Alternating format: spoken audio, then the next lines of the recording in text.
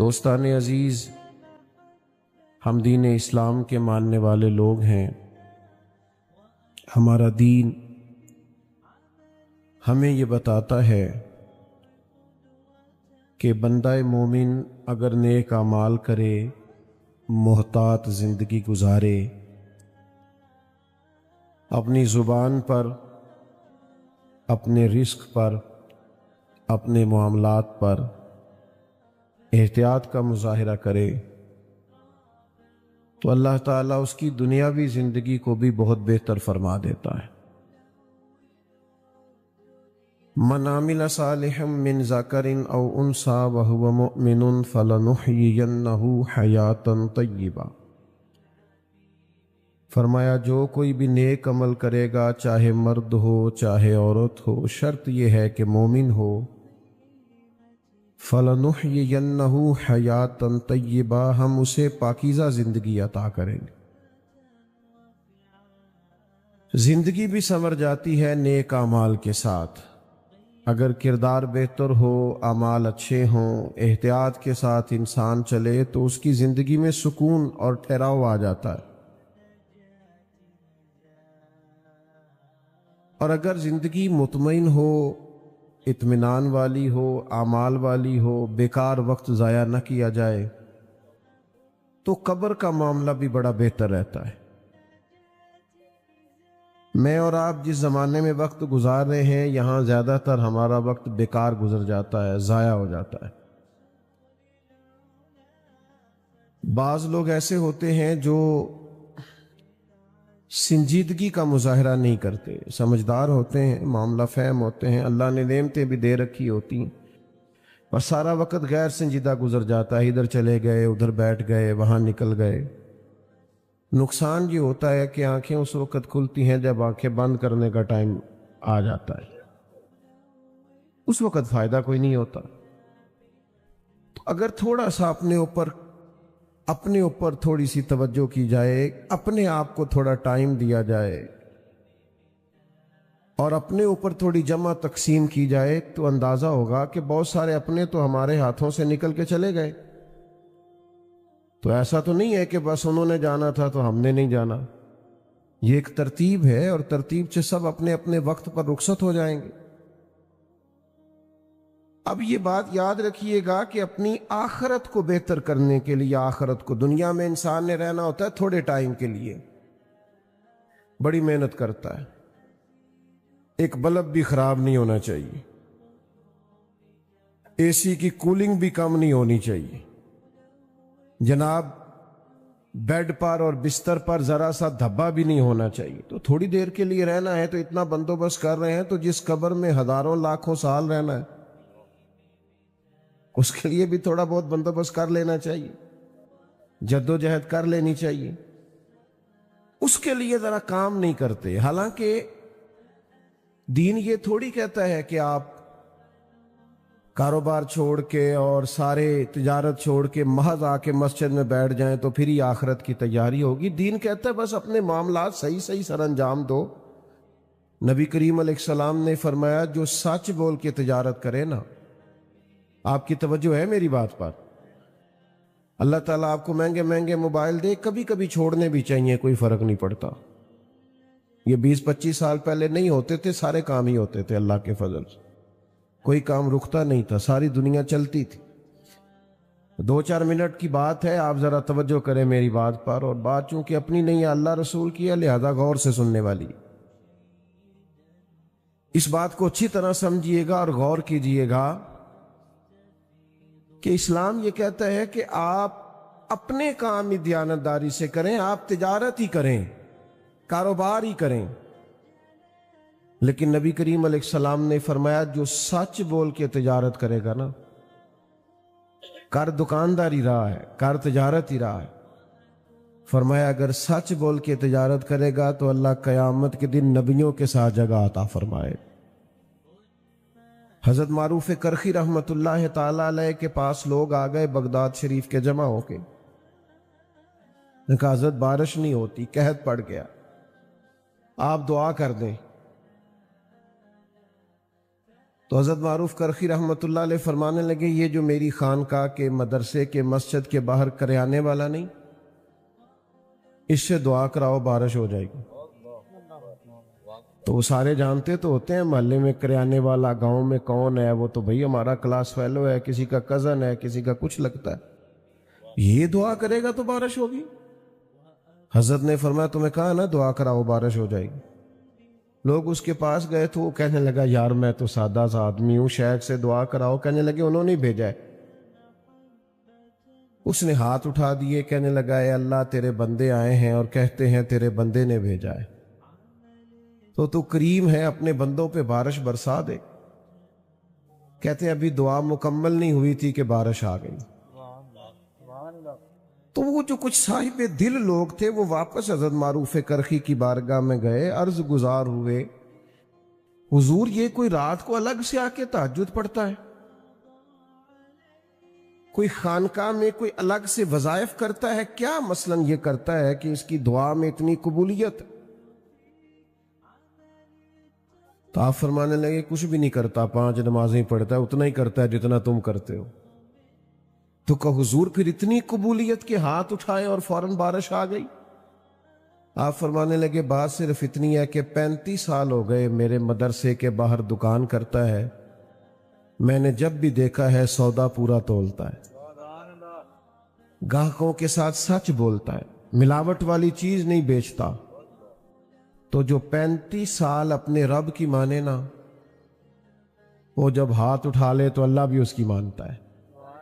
تو بھائی اپنے ہی کام تھوڑے درست کر لیے جائیں۔ یاد رکھیے گا ہم جو سرمایہ چھوڑ کے جائیں گے وہ بچے کھائیں گے، لیکن حساب ہم دیں گے، بچے نہیں دیں گے۔ انہوں نے غلط کمایا نہیں نا، وہ تو ہم نے کمایا۔ اس لیے میاں صاحب نے کہا کہ او جنہ لی تو پاپ کمائے وہ کتھے نہیں تیرے کر دے، بلا ان کو، اب حساب کا وقت آ گیا۔ تو محتاط وقت گزاریں، اپنے آپ پر تھوڑا غور کریں، غیر سنجیدگی سے نکل آئیں۔ یہ جو ہمارے پاس تھوڑے تھوڑے پیغامات آتے ہیں نا موت کے، یہ موت کے پیغام ہوتے ہیں۔ حضرت ابراہیم علیہ السلام نے عرض کیا تھا مالک حضرت اسرائیل کو بھیج دیا، پہلے کوئی پیغام ہی نہیں بھیجا۔ تو اللہ کریم نے فرمایا جب آپ کے صحت مند وجود میں پہلا درد ہوا تھا تو موت کا پہلا پیغام تو آیا تھا، اور جب کالے سیاہ بالوں میں پہلا سفید بال آیا تھا تو پیغام تو بھیجا تھا۔ تو پیغام تو روز آتے رہے، یہ بالکل بریک لگ گئی اور ہم بچ گئے تو یہ پیغام تو ہے کہ مہلت مل گئی۔ یہ بالکل جب آپ نے سمجھا کہ یار اگر آج 2 منٹ کی لیٹ ہو جاتی تو معاملہ خراب تھا، تو بھائی پیغام تو آیا تھا، بچ گئے۔ رزلٹ نہیں نکالتے، کوئی فائدہ نہیں اٹھاتے، وہی آنا جانا ہے، وہی خوش گپیاں ہیں، وہی موج مستیاں ہیں۔ تھوڑا بدل جانا چاہیے، تھوڑی تبدیلی لانی چاہیے، اپنی آخرت کو وقت دینا چاہیے، اپنی قبر و حشر کے لیے کچھ تیاری، کچھ سامان کرنا چاہیے۔ یاد رکھیے گا قبر بہتر ہو جائے نا، آخرت بہتر ہو جائے تو دنیا کی کچھ چھوٹی موٹی تکلیفیں آ بھی جائیں تو گزارا ہو جاتا ہے، ورنہ جو لوگ چلے گئے سو چلے گئے۔ سب سے بڑا عہدہ تو پاکستان میں وزیر اعظم ہونا ہے نا،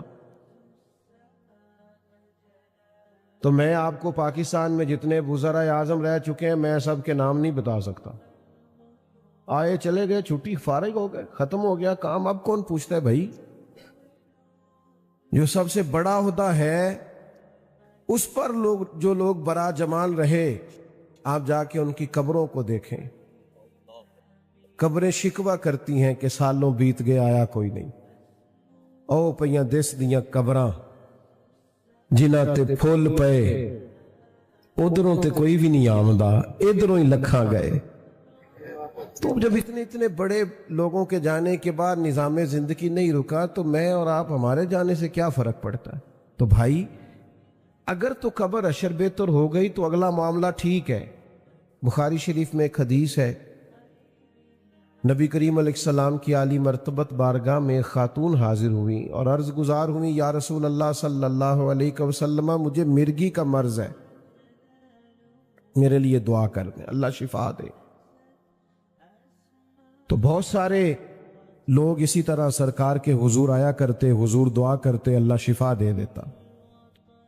حضرت مولا علی کی آنکھوں میں درد تھا، سرکار نے لعاب دہن لگایا، خیبر کے موقع پہ اللہ نے شفا دے دی۔ حضرت عبداللہ ابن عتیق کی پنڈلی ٹوٹ گئی، حضور نے لعاب دہن لگایا، اللہ نے شفا دی۔ لیکن آج اس خاتون نے جب عرض کیا نا یا رسول اللہ صلی اللہ علیہ وسلم دعا کر دیں میری مرگی دور ہو جائے، تو حضور نے ایک انوکھی بات ارشاد فرمائی۔ حضور فرمانے لگے اگر تو کہے تو میں دعا کر دیتا ہوں، شفا ہو جائے گی، اور اگر کہے اور تو کرے صبر تو پھر میں تیرے لیے جنت کی دعا کروں گا۔ آپ نے سمجھنا ہے بات۔ فرمایا اگر صبر کرے، کیا مطلب کہ مرگی کے ساتھ ہی گزارا کرے، تھوڑی دنیا میں تکلیف سہ لے پر تیری آخرت کی بہتری کی دعا کر دیتے ہیں۔ تو وہ صحابہ تھے، ایک منٹ نہیں لیا سوچنے کے لیے، فوراً عرض کرنے لگی حضور میں گویا کر لوں گی گزارا، آپ دعا کریں اللہ مجھے جنت ہی عطا کرے۔ یہاں کا گزارا ہو سکتا ہے، تھوڑی بہت تکلیف، تھوڑا بہت درد، تھوڑی بہت آزمائش، لیکن قبر حشر کا معاملہ خطرناک ہو تو گزارا ہو سکتا، وہاں کی مشکلات حل ہونی چاہیے۔ حضور میں صبر کر لوں گی گزارا ہو جائے۔ نبی پاک علیہ السلام نے دعا کر دی یا اللہ اسے جنت عطا فرما۔ صحابہ فرماتے ہیں وہ خاتون عرض کرنے لگی یا رسول اللہ صلی اللہ علیہ وسلم جب مجھے مرگی ہوتی ہے تو میرے جسم سے کپڑا ہٹ جاتا ہے، عورت ہوں، حیا آتی۔ تو سرکار نے دعا کر دی جتنی مرضی بھی تکلیف ہوتی تھی کپڑے جسم سے جڑے رہتے تھے۔ وہ حضرت عثمان غنی کے زمانے تک حیات رہیں۔ کو مدینہ شریف سے باہر سے آتا تھا تو لوگ اسے کہتے تھے جنتی اماں کی زیارت کرنی، اس بوڑھی کی زیارت کرے، اسے دنیا میں حضور نے جنت کی بشارت عطا فرمائی۔ تو آخرت کی بہتری کا بھی تو کچھ نہ کچھ انتظام ہونا چاہیے۔ اچھا پھر اگر ہمارا یہ خیال ہونا کہ میرے بچے پیچھے سے بڑا صدقہ دے دیں گے تو یقیناً جتنا میں نے اپنے ابا جی کے لیے دیا میرے بچے بھی اتنا کو دے دیں گے۔ وہ میرے لیے بڑی دعائیں کرائیں گے تو جتنی میں اپنے والد صاحب کے لیے کرتا کراتا ہوں اتنی کو وہ بھی کرا دیں گے، جتنا میں سال ثواب کرتا ہوں اتنا کو وہ بھی کرا دیں گے۔ یہ تو ہمیں خود پر قیاس کر لینا چاہیے، کچھ نہ کچھ فکر آخرت کا مزاج ہونا چاہیے۔ میں آپ کی خدمت میں عرض کروں ہم نے نہ خود سے ہی طے کر لیا کہ ہم بالکل ٹھیک ہیں، شکر ہے جی اللہ دا کدی کسی نے تکلیف نہیں دیتی، شکر ہے جی فلانی تھا تو میرا نام پہنچ بھئی، یہ تو آپ نے خود طے کر لیا ہے، یہ تو آپ اپنے آپ سے کہہ رہے ہیں۔ یہ تو فیصلے قیامت میں ہوں گے کہ جیتا کون اور ہارا کون، یہ تو قیامت کا فیصلہ ہے، یہ تو آپ کو قیامت کے دن پتہ چلے۔ بعض اوقات بعض نیکیاں ہم نے کی بھی ہوتی ہیں لیکن وہ کر کے بتا دیتے ہیں، کر کے جتلا دیتے ہیں، وہ نیکی نیکی رہتی نہیں، وہ تو حساب یہیں پہ برابر ہو گیا۔ اور پھر بعض نیکیاں ایسی ہیں جن کا وہ سٹیٹس اور معیار نہیں ہوتا کہ عند اللہ پیش کی جا سکیں۔ قیمتی چیزیں ہوتی ہیں نا ہمارے پاس تو ہم کسی کو دکھاتے نہیں، مطلب کسی کے پاس اس وقت بھی جیب میں 8-10 لاکھ روپے ہو تو شاید کسی کو بتائے نہ، بلکہ اب تو محافل میں آنے سے پہلے لوگ قیمتی موبائل گاڑیوں میں چھوڑ کے آتے ہیں، لوگ بتاتے ہی نہیں گھر میں کتنا کیش پڑا، نہیں بتاتے کیونکہ قیمتی سمجھتے ہیں، کتنا سونا پڑا نہیں بتاتے کیونکہ قیمتی چیز ہے۔ تو بھئی نیکیاں کیوں بتاتے ہو، انہیں قیمتی نہیں سمجھتے؟ قیمتی چیز تو چھپائی جاتی ہے۔ اپنی آخرت کے لیے کچھ چھپا کے رکھنا کہ مشکل وقت آیا تو میرے کام آئے گا، یہ بڑا ضروری ہے۔ کچھ نیکیوں کا کسی کو پتہ نہیں ہونا چاہیے۔ ایک 100 گھر تھا مدینہ منورہ میں، تھوڑی سی آبادی ہوتی تھی، 100 گھر پورا، جس میں 2 وقت کھانا بھی جاتا تھا، موسم کے کپڑے بھی جاتے تھے۔ امام ابو نعیم نے اس کو لکھا، ادویات کے لیے اور ضروریات کے لیے رقم بھی جاتی تھی، لیکن شام کے بعد کوئی چہرے پہ نقاب ڈال کے آتا تھا، دے کے چلا جاتا تھا۔ اگر گھر والے نام پوچھتے تو وہ غصہ کرتا، اور سالوں وہ بوڑھا شخص کھانا لے کے اور ادویات لے کے اور لباس لے کے آتا رہا، پتہ نہیں تھا کسی کو کون ہے۔ پھر اچانک وہ کھانا آنا، وہ خرچہ آنا بند ہوا۔ لوگ غریب ایک دوسرے سے پوچھنے لگے تیرے گھر کب سے نہیں آیا، تیرے گھر کب سے نہیں آیا؟ تو لوگوں نے تاریخیں ملانا شروع کی، تو پتہ چلا 18 محرم کے بعد یہ سب کے گھروں میں 100 گھروں میں کھانا آنا بند ہوا ہے۔ اب جب تحقیق کرنے لگے تو پتہ چلا کہ 18 محرم کو تو امام زین العابدین کا انتقال ہوا۔ امام حسین کے کربلا میں تنہا بچ جانے والے شہزادے رات کو اپنے کندھوں پر راشن کی بوریاں رکھ کے کندھوں پر غربا کے گھروں میں پہنچاتے تھے، اور جب غسل دیا جا رہا تھا تو پشت پر نشان تھے بوجھ اٹھانے کے۔ لوگوں نے آپ کے بیٹے سے کہا یہ کیا ہے؟ کہنے لگے میرا بوڑھا باپ کندھوں پہ تھیلے اٹھا کے غربا کے گھروں میں پہنچانے جاتا تھا۔ تو کہا آپ جوان تھے تو آپ کیوں نہیں جاتے تھے؟ کہا 100 دفعہ منت کی کہ مجھے بتا دے میں دے آتا ہوں، تو کہتے تھے اس غریب کا پردہ نہیں کھولنا، اور ساتھ فرماتے تھے یہ میرا اور میرے اللہ کا راز ہے، یہ تے اکھاں جدوں میٹیاں تے زمانہ مینوں روے گا، اپنا تے اپنا بیگانہ مینوں روے گا، جدوں نہ میں دسیا میں خاراں نوں میں خانے وچ، پھر جام ٹوٹ جان گے تے میں خانہ مینوں روے گا۔ کئی لک لک رون گے تے کئی بک بک رون گے، گلیاں دا یانا تے سیانا مینوں روے گا۔ تو کچھ اپنے لیے جمع تو کیا جائے، کچھ اختیار تو کیا جائے۔ ہر چیز بتا کے، ہر چیز بتا، یہاں بہت سارے کام لوگ اولاد کو بتا کے نہیں کرتے، ذاتی ہوتے ہیں، یہ میں نے دوستوں کے لیے رکھا ہے، تو بھائی کچھ کام اللہ کے لیے بھی رکھ لو جو کسی کو نہ بتاؤ۔ حضرت عمر بن عبدالعزیز بادشاہ تھے، 7 بس میں بات کو سمیٹنے لگا ہوں، بادشاہ بھی تھے اور درویش بھی تھے۔ تو صبح جو کام کرنا ہوتا تھا نا اس کی لسٹ بنا لیتے تھے۔ جو لوگ سمجھتے ہیں نا مجھے شاید صبح یاد نہ رہے، وہ رات کو لکھ لیتے ہیں۔ آج کل لوگ موبائل میں لکھ لیتے ہیں، تو لسٹ بنا لیتے تھے کہ صبح میں نے ظہر سے پہلے ماحولیات والوں کو بلانا ہے، اور ظہر کے بعد میں نے تعلیم کے محکمے والوں سے میٹنگ کرنی ہے، اور 4 بجے پھر مجھے دفاع والوں سے بات کرنی ہے۔ تو وہ لسٹ رات کو بناتے تھے اور صبح آتے ہی اپنے وزیر کو دیتے تھے کہ اس ٹائم فلاں وزراء کو اور محکموں کو طلب کر لینا۔ تو وزیر کو لسٹ دی آپ نے ایک دن نکال کے، تو اس پہ لکھا تھا میں جو 5000 بار درود پاک پڑھتا ہوں تو کل میرا 500 رہ گیا تھا، آج 5500 پڑھنا ہے۔ لکھا تھا کہ آج فلاں یتیم بچیوں کی باری ہے، وہاں راشن پہنچانا ہے۔ ابھی 2-3 لائنیں وزیر نے پڑھی تھیں کہ حضرت نے چھین لی، فرمانے لگے اوہو یہ تو میری ذاتی ہے، تیری دوسری ہے، یہ غلط چلی گئی، اور 2 صفحے بھرے ہوئے تھے، 1-2 لائن پڑھی تو چھین لی۔ تو وزیر پیروں میں بیٹھ گیا، کہنے لگا حضور میں بھی سارا دن ساتھ ہوتا ہوں، یہ کام کس ٹائم کرتے ہو؟ یہ غریبوں کے گھروں میں کھانا پہنچانا اور یتیموں کی مدد کرنا، تو یہ کس وقت ہوتا ہے؟ یہ درود پاک اور یہ تلاوتیں؟ تو آپ فرمانے لگے وزیر چپ کر جا، کچھ چیزیں بندوں نے نا ذرا چھپا کے رکھی ہوتی ہیں، مشکل وقت آیا تو کام آئیں گی۔ کہ عقیدہ مرن جین رکھے ہے؟ کہتے ہیں کچھ تھوڑا مرن جین رکھا ہوتا ہے کہ کوئی مشکل وقت آئی تو۔ فرمانے لگے یہ بھی میں نے کچھ نیکیاں چھپا کے رکھ لی ہیں، قیامت آئی تو مشکل قیامت میں آئی تو ہو سکتا ہے میرے کام آ جائے، میں نے چھپا لی ہیں، یہ میرا اور میرے اللہ کا راز ہے، یہ میں کسی کو بتا سکتا؟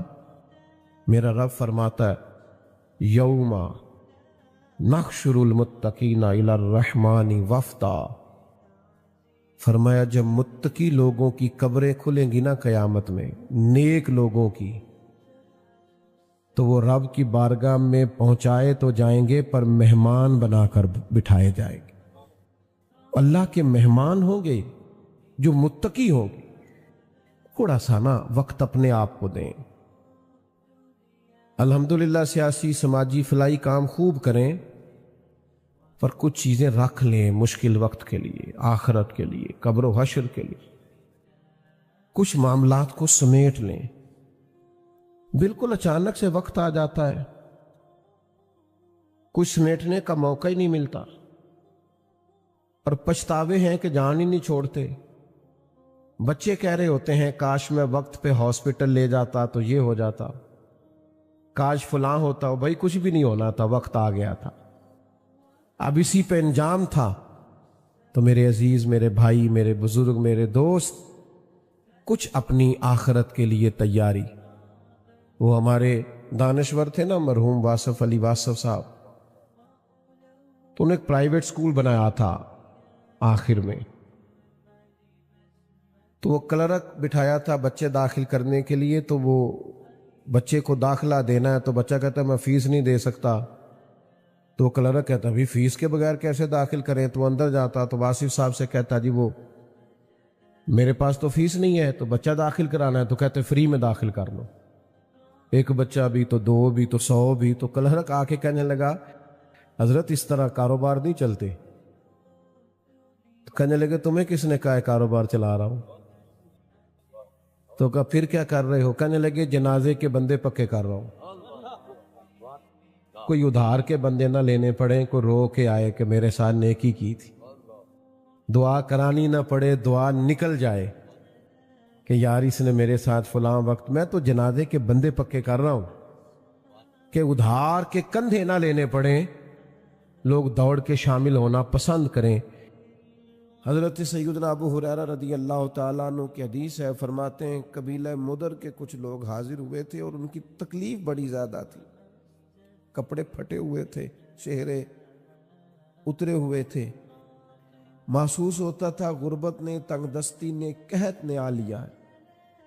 حالات بعض اوقات، وہ سرائکی کے شاعر نے کہا تھا کہ میرا چہرہ ویخ حالات نہ پوچھ، تو آپ بعض اوقات چہرہ بتاتا ہے کہ انسان کس تکلیف میں۔ ان لوگوں کی کیفیت اس طرح کی تھی۔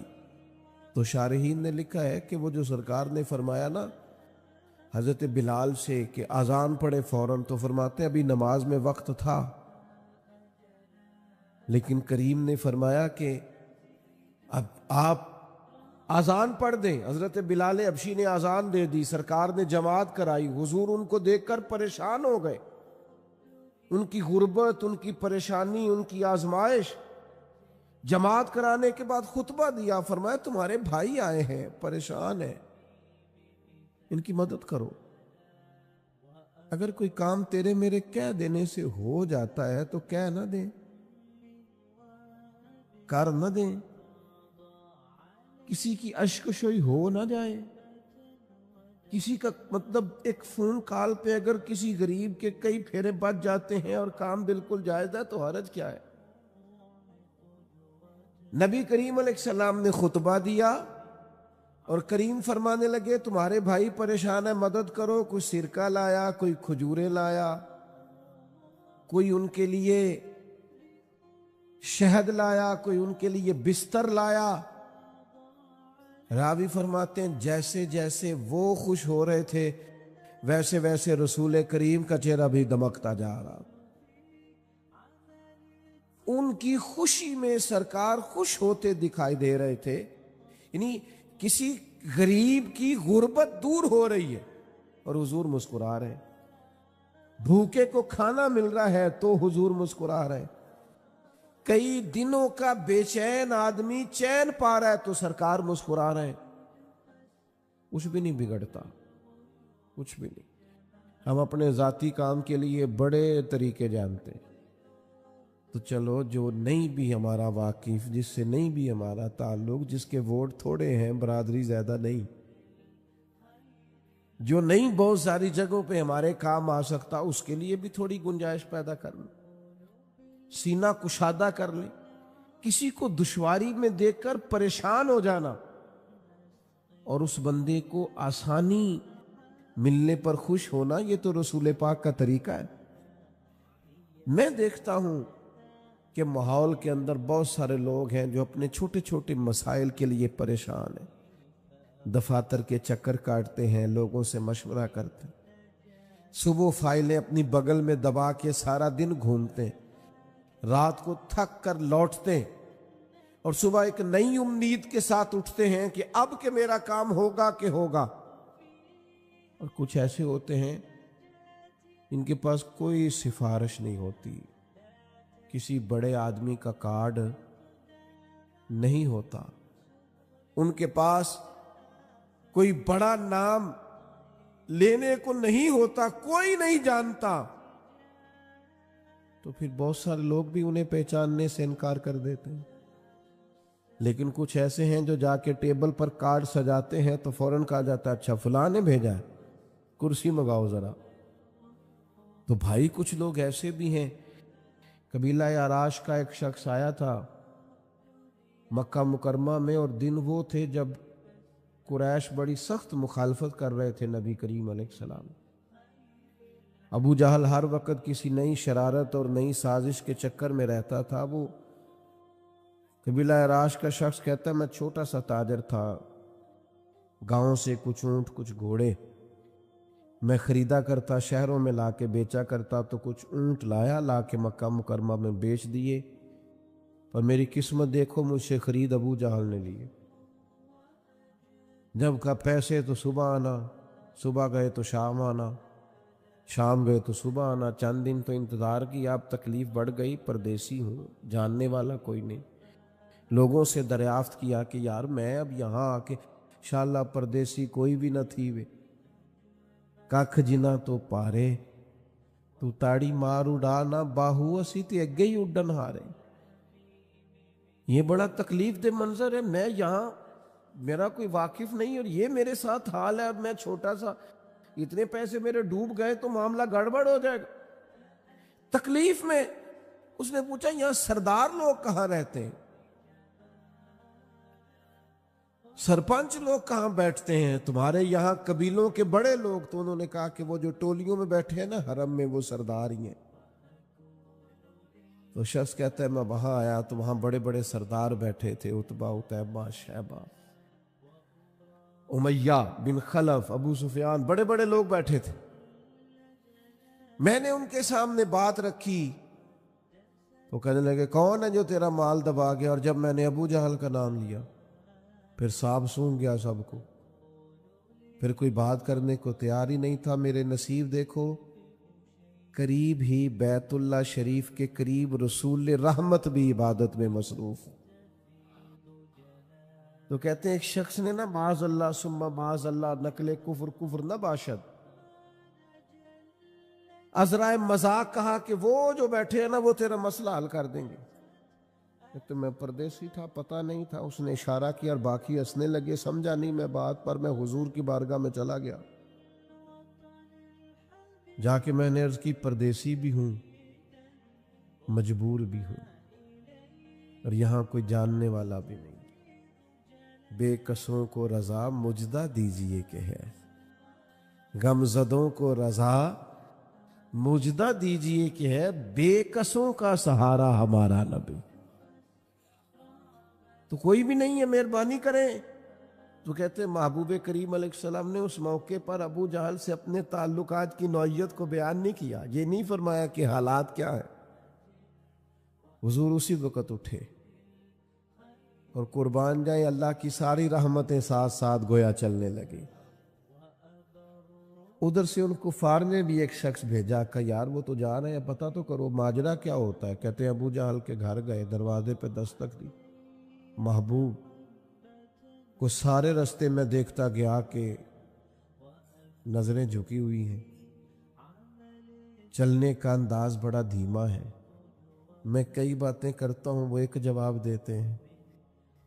کہتے ہیں اس خوبصورتی سے چل رہے تھے، اس دھیمے پن سے، لیکن جب اس کا دروازہ آیا اور وہ باہر آیا تو پھر میں نے کریم کی جھکی ہوئی نظروں کو اٹھتے ہوئے دیکھا۔ غضب سے ان کے خدا بچائے کہ نور باری جلال میں ہے. فرماتے وہ دبدبا، وہ تن تنا، وہ وجاہت. حضور فرماتے اللہ نے روب کے ذریعے میری مدد فرمائی ہے. ابھی تو میں مہینہ دور ہوتا ہوں تو میرا دشمن کانپ رہا ہوتا ہے. کریم فرمانے لگے اس غریب کے پیسے دبا گیا ہے، لا پیسے. دوڑا گیا، کہنے لگا جی ابھی لے کے آیا. بھاگا گیا. کوئی نہیں، یہ ہم نے ظالموں کو مضبوط کر دیا ہے اندر سے کنڈیاں لگا لگا کے. یہ ہم نے ڈر ڈر کے ظالم مضبوط کر دیے ہیں، ورنہ جھوٹ کے پیر، ظلم کے پیر، جبر کی عمر لمبی. یہ تو بیچارے گھونسلے سے زیادہ جلدی ٹوٹنے والے لوگ ہوتے ہیں. میرے کریم نے یہی سبق دیا ہے ہمیں. نبی کریم نے فرمایا اس کے پیسے دبا گئے. اسی وقت پیسے لے کے آیا، اور جب وہ پیسے اس شخص کی طرف بڑھ رہے تھے، پیسے اسے مل رہے تھے، پر وہ مڑ مڑ کے میرے کریم کے جلوے دیکھ رہا تھا. حضور کے جلووں میں کھویا ہوا تھا. ایسا کوئی محبوب کہیں ہوگا نہ کہیں ہے. دیکھو بیٹھا ہے چٹائی پہ مگر عرش نشیں ہے، اور ملتا نہیں کونین کو کیا کیا تیرے در سے ایک لفظ نہیں ہے. ایک لفظ نہیں ہے جو تیرے لب پہ نہیں ہے. فاضل بریلوی کہتے ہیں واہ کیا جود و کرم ہے، شہ بطحہ تیرا اور نہیں یعنی ایک لفظ ایسا ہے جو کوئی سن ہی نہیں سکتا. نہیں سنتا ہی نہیں. کون؟ مانگنے والا تیرا. تجھ سے مانگنے والا نہیں سنتا ہی نہیں مانگنے. واہ کیوں؟ کیونکہ میں تو مالک ہی کہوں گا کہ ہو مالک کے حبیب، یعنی محبوب و محب میں نہیں میرا تیرا. تو وہ بندہ بھی واپس گیا، اور یہ جو جاسوس بھیجا تھا وہ بھی واپس گیا. تو وہ تو سارے انتظار میں تھے وہاں کیا بنے گا. تو پوچھا کیا بنا؟ کا بننا کیا تھا؟ وہ تمہارا سردار تو کانپ رہا تھا وہاں. وہ جو جہاں بڑی ڈینگیں مارتا ہے اس کا تو حال ہی برا تھا، پسینے سے شرابور تھا. ابو جہل سے پوچھا ہوا کیا؟ کہنے لگا سمجھ کوئی نہیں آئی. پتہ نہیں کریم کے ساتھ کون سی طاقتیں تھیں، پتہ نہیں کیا اللہ تبارک و تعالیٰ نے انہیں روب دیا ہے. او بھائی، ہمیں ہمارے کریم نے سبق یہ دیا ہے کہ کھڑے تو ہونا سیکھو کسی مظلوم کے ساتھ.